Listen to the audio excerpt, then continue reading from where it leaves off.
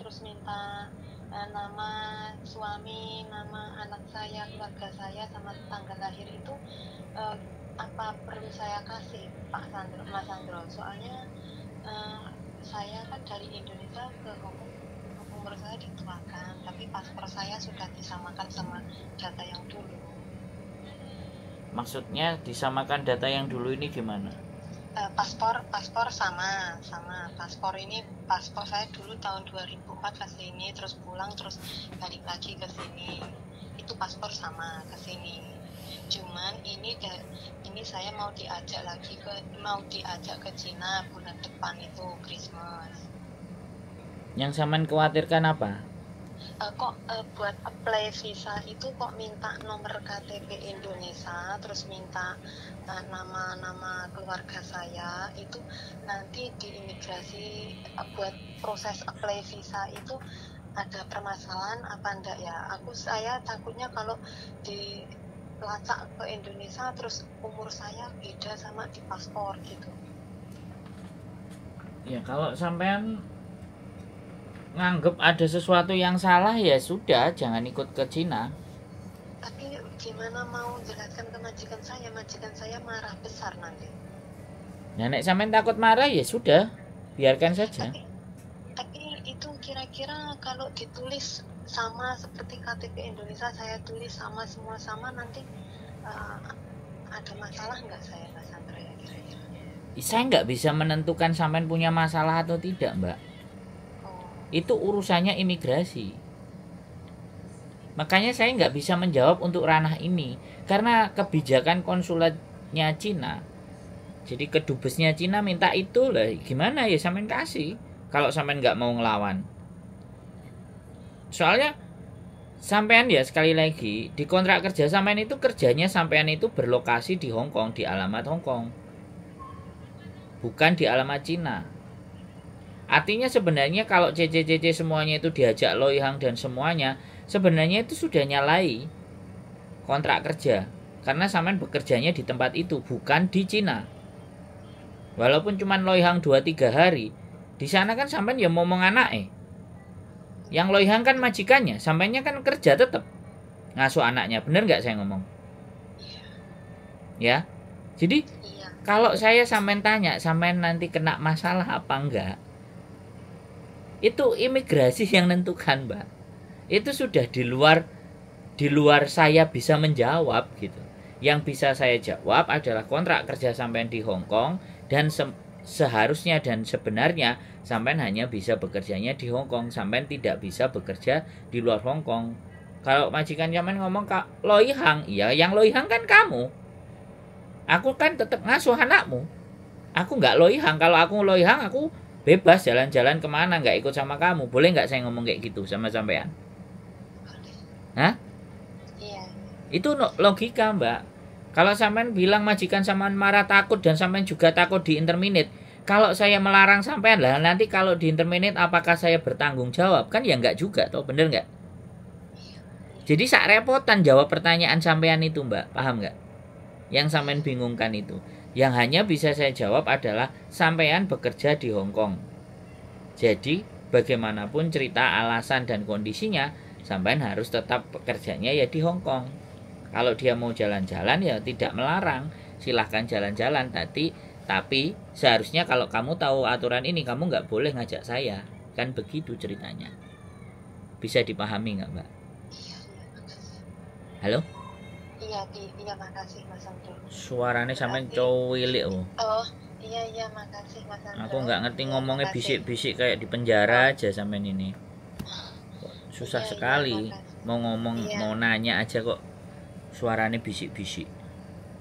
Ya ada majikan.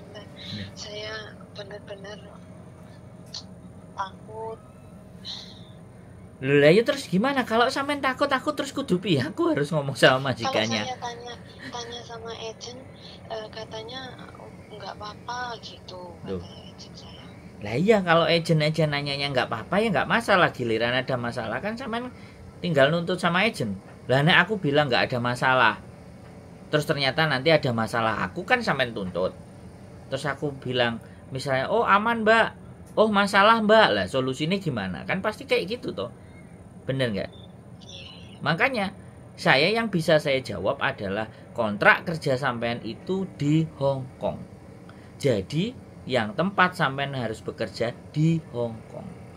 Dan sampean kontrak dengan majikan itu bukan kontrak jalan-jalan, kontrak bekerja. Lemeng-meng, bisa dipahami. Iya. Nah, Makasih. itu kan sudah cukup menjelaskan yang sesuatu yang bisa saya sampaikan sama sampean. Walaupun sampean nanyanya, saya urus visa Cina ada masalah apa enggak? Lah itu aku enggak bisa. Itu sudah bukan kembali lagi di ranah saya dalam menjawab. Bener enggak saya ngomong? Iya, makasih. Gitu, salah-salah ngomong aku sama sampean gelo hatine alah gak kena dipercaya lambene sandrup bae. Kene bangun ben dipercaya karo wong akeh. Ben wong akeh ngerti. Ben iso percaya omongane genah nek bleset. Satu hal aja kan yo. Kayak gitu loh Mbak ya. Gak usah khawatir, gak usah bingung, gak usah bimbang. Sudah kalau memang sampean gak takut ya udah serahkan aja. Nanti kalau ada masalah dan semuanya ya sudah. Itu bagian dari resiko, wes gitu aja. Wong sampean juga kalau mau ngelawan atau ngomong sampean juga takut kok. Ya kan? Tapi nanti masalah. Wis jangan mikir masalah nanti aja. Jadi saya ikut aja. Yes, kasih aja wong sampean gak berani ngelawan kok. Sampean gak berani nunjukkan bahwa sebenarnya ketentuan kontrak itu bagaimana. Di kontrak itu kan tertera toh, Mbak. Sampean baca nggak klausulnya? Di bab berapa? Mungkin saya dikembalikannya ke Hong Kong ya. Nanti kalau ada masalah kok nggak ini. Ya berdoa aja nggak ada masalah, sampean bisa jalan-jalan ke Cina kan gitu aja toh. Nek sampean bingung sama bimbang, kan nek bingung dan bimbang ya dibalik nang Gusti Allah. Aku nggak ada ini loh Mbak. Ngeri Mas. Kenapa? Ngeri kalau ada apa ya, kalau ketahuan terus sampai ada urusan sama. Lah makanya sampean berani nolak enggak? Kalau sampean nolak, sampean ya wedi, ya kan maju mundur kena. Ngetan ngulon ngalor ngidul panggah kena kabeh piye terusan? Hah? Kalau saya sarannya ya tadi kerja saya di Hong Kong. Gitu. Saya enggak menolak, tapi kalau ada persoalan atas diri saya, kamu berani enggak bertanggung jawab kan gitu. Majikannya ngomong aku wani kok tanggung jawab, pasti kayak gitu. Wong dia yang bayarin sampean. Sudah nggak usah dibikin bimbang, ya, nggak usah dibikin takut. Dalam hati yakinkan, ya Gusti Allah. Kasih aja ya Mas Andre. Hah? Kasih aja ya nomor KTP saya Indonesia. Aku nggak ngomong urusan itu, aku nggak mau ngomong. Salah ngomong bahaya. Yakinkan aja dalam hati, Gusti Allah, tulung aku bingung. Iki tak pasrahno nang awakmu, aku jalan. Aku ikutin. Aku manut dalanmu ae. Wis gitu aja. Dalam hati kuatkan. Wis istighfar, bismillah, enggak usah mikir. Wis lepaskan itu semuanya, enggak usah mikir. Wis nek ancene sampean nyerahno ya nyerahno, nek sampean ancene ngomong menolak ya sampean maju nolak. Jadi kekuatan dalam diri sampean itu harus lebih kuat daripada takutnya. Halo? Iya Mas.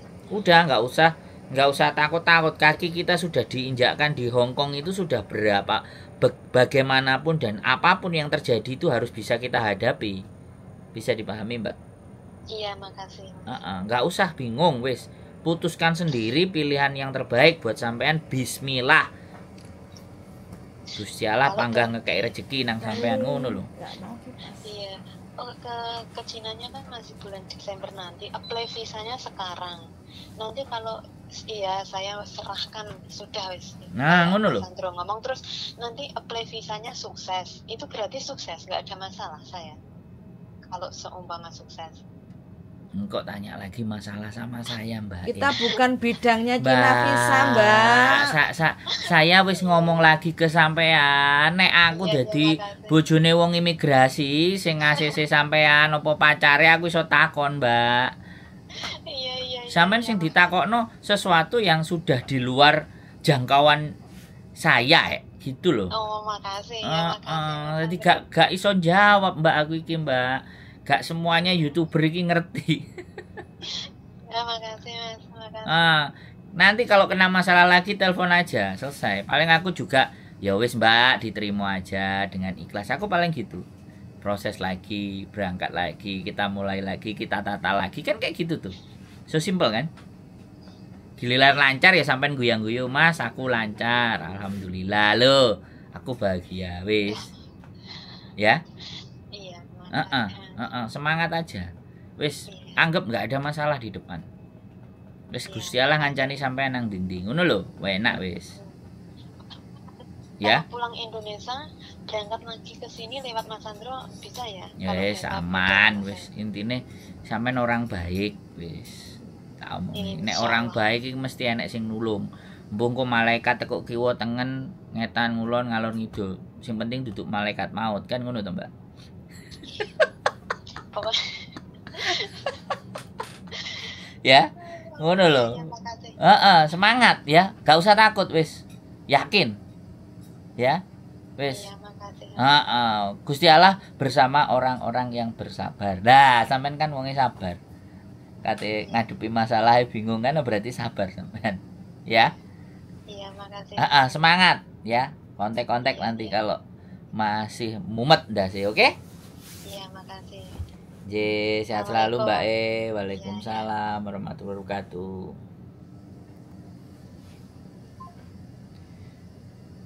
Oke teman-teman semuanya, visa Cina ya. Akhir-akhir ini banyak sekali orang-orang Hongkong yang sudah bisa jalan-jalan lagi ke Cina. Dan sekali lagi saya tidak bisa memastikan apakah nanti teman-teman kena masalah atau enggak. Jadi apakah sampai nanti juga baik-baik saja. Jadi yang terpenting bagi saya adalah kalian bersabar menerimanya. Kalian ikuti alurnya, kalian ikuti prosedurnya. Ya, kalau disuruh bantah kalian takut, kalau nggak bantah kalian bingung, khawatir, ya pasrahkan aja.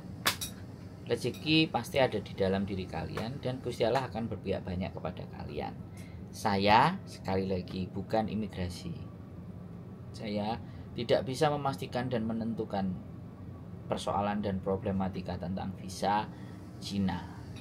Itu bukan ranah saya, ya. Sekali lagi positive thinking, tetap semangat, selalu berdoa, libatkan Tuhan dalam apapun kondisinya. Keep stay tune my YouTube channel and see you next video. Bye bye.